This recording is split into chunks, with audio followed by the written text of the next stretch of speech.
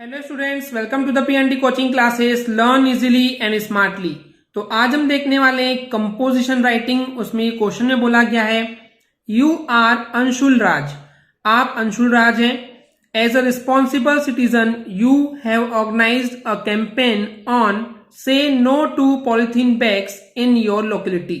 यानी कि आपके लोकेलिटी यानी कि आपके लोकल एरिया में आपने एक कैंपेन ऑर्गेनाइज किए हैं एज अ रिस्पॉन्सिबल सिटीजन, यानी कि बहुत ही जिम्मेदार नागरिक के तौर पे आपने एक कैंपेन ऑर्गेनाइज किए हैं, कैंपेन रखे हैं, जिसमें आप ये बताने वाले हैं कि आपको क्यों पॉलिथीन बैग्स को नो कहना चाहिए। से नो यानी कि कहना, से यानी कहना, नो यानी नहीं, पॉलिथीन बैग्स को नो कहना चाहिए। इसके लिए आपने कैंपेन रखे हैं। तो इसके लिए आपको एक रिपोर्ट लिखना है, राइट अ रिपोर्ट। बट ये जो रिपोर्ट आप लिख रहे हैं ये 150 वर्ड से ज्यादा नहीं होनी चाहिए, क्योंकि ये जो आप रिपोर्ट लिखने वाले हैं वो रिपोर्ट एक मैगजीन में प्रिंट होगी, पब्लिकेशन यानी कि छपेगा। ओके, तो बेसिकली एक मैगजीन में छपने के लिए आपको एक रिपोर्ट बना करके देना है। तो चलिए देखते हैं किस तरीके से एक रिपोर्ट बनाई जाती है। तो सबसे पहले जब आप रिपोर्ट लिखते हैं तो उस रिपोर्ट की एक हेडिंग होती है। जैसे आपका ये जो टॉपिक है वो है से नो टू पॉलिथीन बैग्स, तो वही लिखेंगे। उसके बाद ये जो रिपोर्ट बना रहा है वो किसने बनाया है, तो लिखना पड़ता है अ रिपोर्ट बाय, जो भी नाम है, यहाँ पे अंशुल राज बताया गया है, तो आपको लिखना होगा अ रिपोर्ट बाय अंशुल राज। और ये जिस भी डेट को लिखा जा रहा है वो डेट आपको यहाँ पे लिखना होता है। मान लीजिए स्टूडेंट्स, आपका एग्जाम जो है जिस भी डेट को है, सपोज आज जो डेट है जिस दिन मैं रिकॉर्डिंग कर रहा हूँ 6 अप्रैल है, तो यहाँ 6 अप्रैल 2021 लिखेंगे। ओके, तो इस टाइप से आपको डेट लिखना है जब भी आप रिपोर्ट वो लिख रहे हैं। तो चलिए समझते हैं इस चीज को। तो बेसिकली जो पॉलिथीन बैग्स होते हैं वो बहुत ज्यादा हार्मफुल होते हैं, नुकसान पहुंचाते हैं एनवायरमेंट को, पर्यावरण को।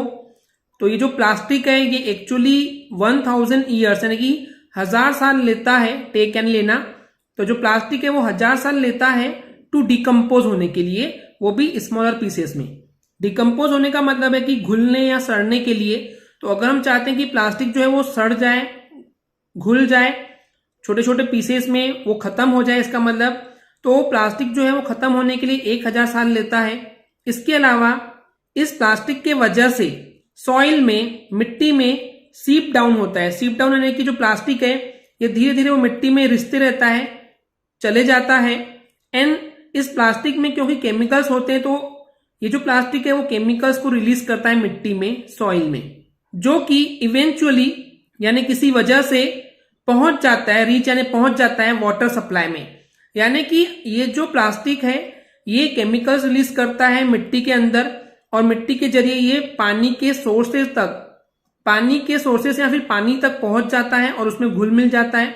इसके अलावा जो लैंड है, जो जमीन है, उस पर कचरा फैल जाता है, लिटर्ड यानी कि कचरा फैल जाता है, और कचरे के जरिए ये प्लास्टिक बैग जो है वो कचरे में, गार्बेज यानी कि प्लास्टिक बैग का जो कचरा होता है वो इस जमीन पे कचरे की तरह फैल जाता है।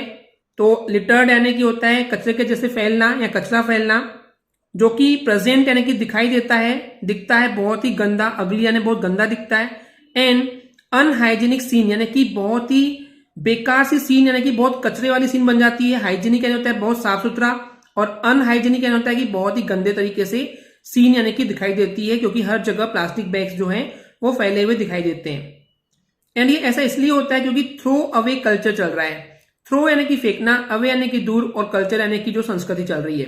यानी कि क्या है, प्लास्टिक बैग्स आजकल जैसे ही आप लाते हैं, उसको कोई भी उसमें सामान लाते हैं तो सामान लाने के बाद आप उस प्लास्टिक बैग को थ्रो कर देते हैं। तो यूज करने के बाद आप सिंपली उसको फेंक देते हैं। तो सिंपली आप उस प्लास्टिक बैग को यूज करने के बाद थ्रो कर देते हैं, फेंक देते हैं, जिसकी वजह से हमको ये रिजल्ट देखने को मिलता है कि ये जो बैग्स हैं वो हमको देखने को मिलते हैं सिटी ड्रेनेज सिस्टम में। ड्रेनेज सिस्टम क्या होता है, जो नालियां होती है जहां से पानी निकलने का रास्ता होता है, गंदा पानी निकलता है, तो जो ड्रेनेज सिस्टम होता है ये प्लास्टिक बैग्स उन नालियों में भी हमको देखने को मिलता है, जिससे ये रिजल्ट होता है कि वो जो नालियां हैं वो ब्लॉक हो जाती है, यानी कि उनमें पानी जो है वो आगे बढ़ नहीं पाता है, कचरा इतना ज्यादा हो जाता है और प्लास्टिक बैग्स इतने ज्यादा हो जाते हैं कि उसमें पानी जो है वो अटक जाता है, ब्लॉक हो जाता है, रुक जाता है, जिसकी वजह से हमको बहुत ज्यादा असुविधा यानी कि इनकन्वीनियंस यानी कि बहुत ही असुविधा या फिर परेशानी देखने को मिलती है। एंड इन भरी हुई या ब्लॉक नालियों को भी मेंटेन करना बहुत ही ज्यादा मुश्किल होता है।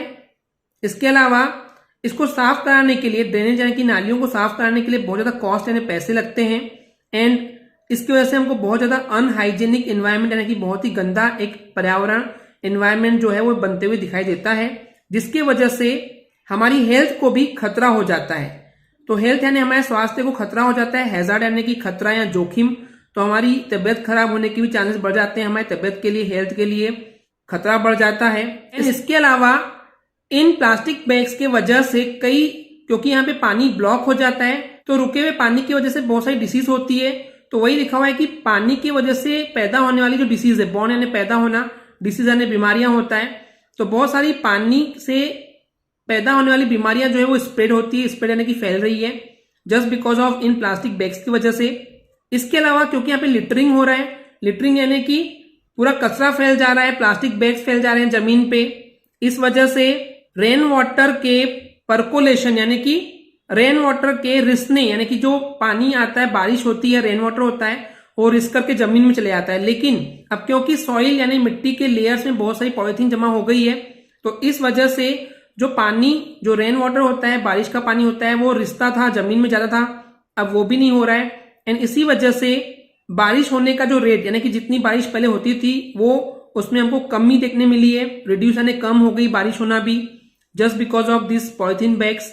इसके अलावा इससे हमको ये रिजल्ट देखने को मिलता है कि हमारे सिटीज में जो वाटर का लेवल है, जमीन के अंदर जो पानी का लेवल होता है वो बहुत ज्यादा लो यानी कि कम होते जा रहा है। इसके अलावा जो सॉइल की फर्टिलिटी होती है, जो मिट्टी की उपजाऊ क्षमता होती है, जिससे कि जो फसल होती है, क्रॉप होती है, वो बहुत तेजी से बढ़ती है, वो भी आजकल डिटेरियोरेट हो रही है।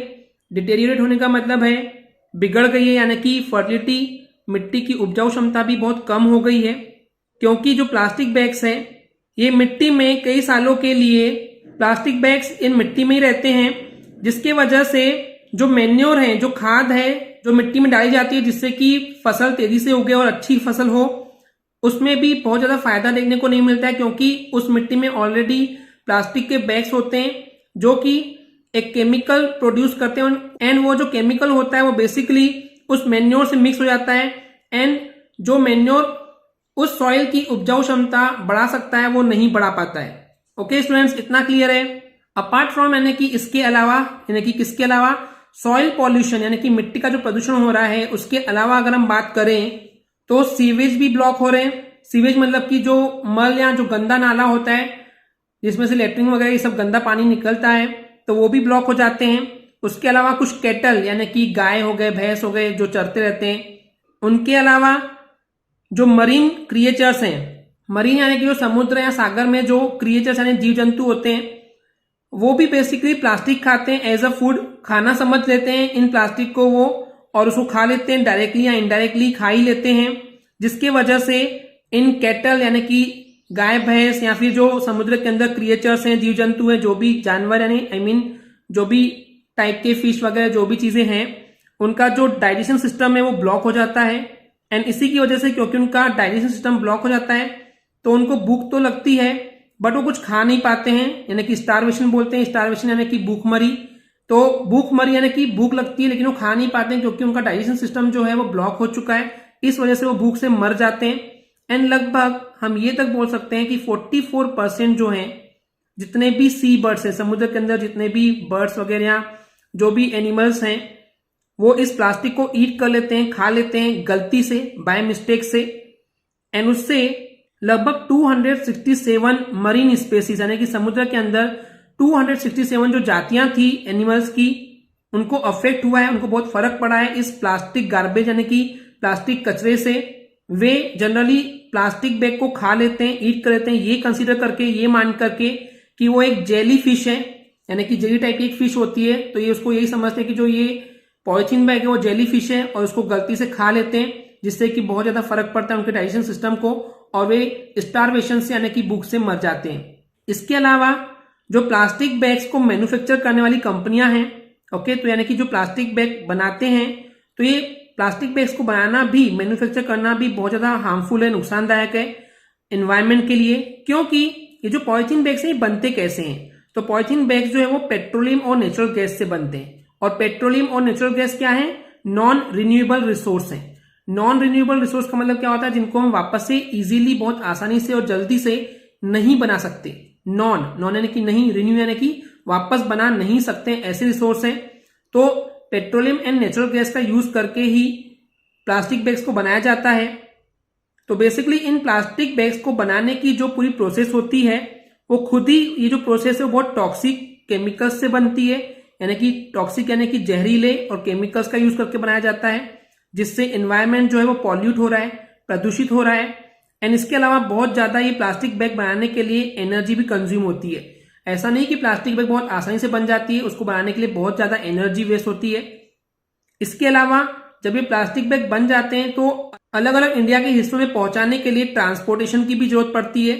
तो यहाँ पे बिलियंस ऑफ प्लास्टिक बैग्स जो है वो बना करके ट्रांसपोर्ट किए जाते हैं, अलग अलग हिस्सों में पहुंचाए जाते हैं इंडिया में, जिससे कि पूरे साल भर में, एनुअली यानी पूरे साल भर में बनाए जाते हैं और ट्रांसपोर्ट किए जाते हैं। इसका मतलब ये है कि सोचिए कितनी एनर्जी कंज्यूम हो रही है, क्योंकि जो प्लास्टिक बना के अलग अलग जगह पहुंचाया जा रहा है तो ये भी कहीं ना कहीं एनर्जी ही है, क्योंकि पेट्रोल का यूज करके हम ट्रांसपोर्टेशन करते हैं, तो एनर्जी कहीं ना कहीं कंज्यूम हो रही है, वेस्टेज हो रही है।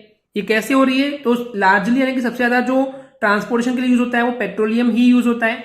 तो पेट्रोलियम के जरिए यहाँ पे एनर्जी बहुत ज्यादा कंज्यूम हो रही है। इसके अलावा अगर आप देखेंगे तो ये पॉलिथीन बैग्स के बनने के लिए बहुत सारी चीजें वेस्ट हो रही है, जैसे कि प्रोडक्शन कॉस्ट, बहुत सारे कॉस्ट यानी कि कीमत लग रही है उसको बनाने के लिए। उसमें क्या क्या लग रहा है? एनर्जी बहुत ज्यादा लग रही है, मैन पावर यानी कि इंसान बहुत ज्यादा मेहनत कर रहा है। तो ये सब देखेंगे अगर आप, तो जितनी कॉस्ट में, जितनी कीमत में ये पॉलिथीन बैग्स प्रोड्यूस हो रहे हैं वो कहीं ना कहीं बहुत ज्यादा है। आई मीन इनकी वैल्यू बहुत ज्यादा है जो कि मटेरियल हमको प्रोड्यूस होकर मिल रहा है। यानी कि देखिए हम इतनी मेहनत लगा रहे हैं, मैन पावर लगा रहे हैं, बहुत ज्यादा एनर्जी कंज्यूम कर रहे हैं इसको बनाने के लिए, लेकिन उसके बाद जो हमको चीज मिल रही है पॉलिथीन बैग्स, वो मटेरियल जो प्रोड्यूस हो रहा है उसकी वैल्यू कुछ भी नहीं, उससे कई ज्यादा वैल्यू उस एनर्जी की है, उस मैन पावर की है, उसमें कीमत ज्यादा लग रही है। उसके बाद आप इसको खत्म भी नहीं कर पा रहे हैं पॉलिथीन बैग्स को, तो कोई सेंस ही नहीं है इसको यूज करने का। देयरफॉर इसीलिए ये बहुत ज्यादा क्लियर हो जाता है, क्वाइट यानी कि बहुत ज्यादा साफ हो जाता है कि हमें वी यानी हमें, शुड यानी चाहिए, से यानी कहना, हमें ये कहना चाहिए, क्या कहना चाहिए कि पॉलिथीन बैग्स को नो, यानी कि पॉलिथीन बैग्स अब से हम यूज नहीं करेंगे।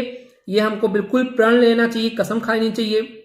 और ये जो डिसीजन है जो पॉलिथीन बैग्स को नो कहना है, ये वेरी इंस्टेंट होना चाहिए, यानी कि तुरंत अभी, तत्काल, तुरंत अभी आपको नहीं कहना होगा कि अब से हम कभी भी यूज नहीं करेंगे, क्योंकि उसके इतने सारे नुकसान है, कोई फायदे नहीं है। ओके स्टूडेंट्स, तो इस तरीके से हम एक रिपोर्ट बना सकते हैं। आई होप आपको ये क्लियर हो गया होगा। अगर आपको हमारी वीडियो से कुछ भी सीखने मिला या नॉलेज मिला तो प्लीज हमारे चैनल को सब्सक्राइब कीजिए एंड वीडियो को लाइक जरूर करें। आज के लिए इतना ही, थैंक यू।